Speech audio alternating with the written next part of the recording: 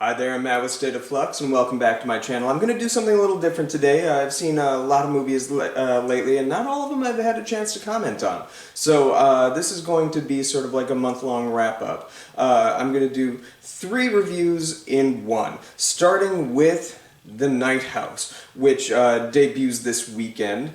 This is a horror film starring Rebecca Hall that is advertised one way, but the movie you get isn't necessarily what's advertised. So, the lead character in this film, her husband commits suicide before the film starts, and this film is really just generally a meditation on grief and the horror of trying to get through it. And that's sort of what the trailer promises. And that element really genuinely worked. The constant repetition of people asking, what's wrong? And you having to say, it's nothing. This film materializes nothing into a horror element, and that stuff was really intriguing. This is a very quiet, claustrophobic horror movie, and those elements work exceptionally well. There are some really great jump scare moments and excellent usages of sound, but it's the B plot of the film that really tampers it down. So the B plot of this film surrounds the husband, why he killed himself, and maybe the duplicitous nature of his character. All of that was really interesting as well, but completely seemed to be at odds with this quiet meditation on grief and the grieving process. The two did not intersect well at all. In fact, it just every time the two story threads came together, it ended up bumping their heads until the ending just didn't really gel because of it. And it's a shame, because this could have been a really good horror film, one of the stronger horror films that we've had in the past few years. And horror has really had a big uptick in quality in the past, I'd say 5 or 10 years. I was sure during the first half of this movie that this was going to be one of those entries, but unfortunately it falls apart a little bit. I'm still going to give the movie a mild recommendation and 3 stars, mainly because of Rebecca Hall's just powerhouse of a performance. She is so good, and you read every emotion on her face. She doesn't have to say much. Her performance is very much a silent one, and it is so good. Cannot stress that. She should be in conversations at year end for Best Actress, I think, at this point. But yeah, it's coming out this weekend. Let me know what you guys think in the comments down below. Up next, I'm talking to you about Jungle Cruise. This movie stars Emily Blunt and The Rock, and let me tell you, this is a fantastic adventure film. It's currently streaming on Disney+, however, see this one in the theater.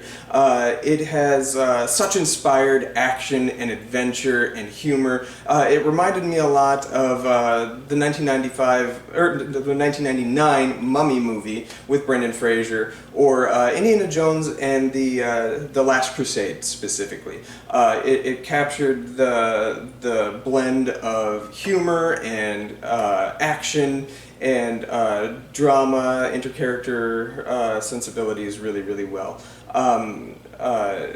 Very similar to those 2 movies. So if you like those, you'll really like this. The Rock is in top form here. His pun game is unparalleled. That's my style of humor. I was dying. The tears right out of my eyes. They were so good. Emily Blunt is just so good, so charismatic, and the two of them have excellent chemistry, and all the surrounding characters around them are really quite good. This is one of the strongest live-action Disney films that we've had in quite some time, and this is coming the same year as Cruella, which I also give a very positive review to. Completely different films. Given the two, I might actually say this one's the better movie. The only problem with this movie is it drags a little bit in the middle. However, you are in for a good time. The movie concludes insanely well and leaves you wanting more. I am not ready to let go of these characters, and I hope that we get to see some more of them.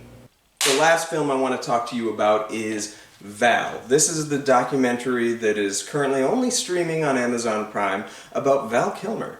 This is a deep examination of Val Kilmer through his own eyes, through his own lens. He documented pretty much his whole life. He had a video camera on him as a small child, and you watch as he sort of learns his craft of acting through Juilliard and all the different movies he made. And you get neat behind-the-scenes footage from all the movies that are under his belt. Certainly things like Top Gun and Tombstone and Batman and Kiss Kiss Bang Bang and The Island of Dr. Moreau. Many of his movies are covered in this. And what's interesting is the portrait that he paints of himself as an artist and the care he truly brings to bring these characters to life, and maybe exposits why some of the characters aren't as fully realized. Batman kind of gets discussed at great lengths. But this film is kind of hard to watch at the same time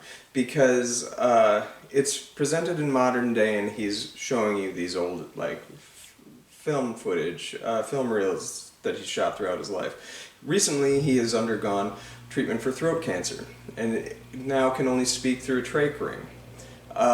And so seeing his present day self and the artist that we are sort of losing because he's incapable of performing the way he once did is really quite jarring and sad. It reminds me of the film Life Itself, the documentary about Roger Ebert that sort of showcased his final days. This film very much echoes that, and it's a poignant film. It's powerful, but first and foremost, it's about the film industry and what it's like being an artist in it.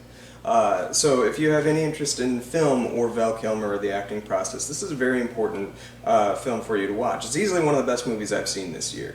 I give this a very firm 3.5 stars. Yeah, highly recommend it. Let me know what you think of doing these sort of hyper-fast micro-review things. Because I can do more like this if because I see a lot of movies that I don't throw up here online. So let me know what you think of this style. But thanks for watching, everybody, and check out on Amazon Prime, Val.